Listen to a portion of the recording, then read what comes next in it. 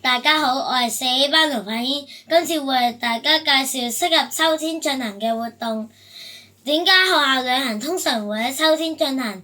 係因為天氣清涼，唔會落雨。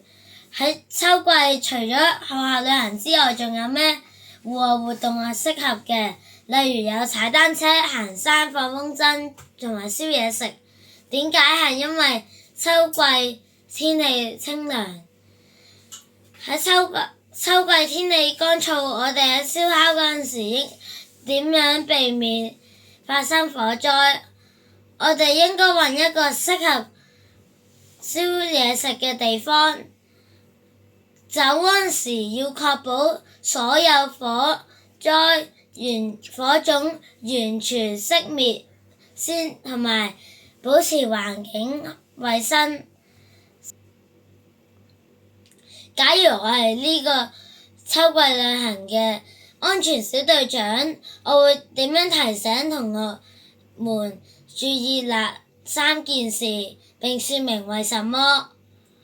我會叫同學佢哋唔好亂咁吐痰、亂咁拋垃圾，同埋唔好走失，係因為走失咗老師會揾唔返我哋，同埋亂拋垃圾會搞到地下污糟邋遢，同埋吐痰會傳染細菌。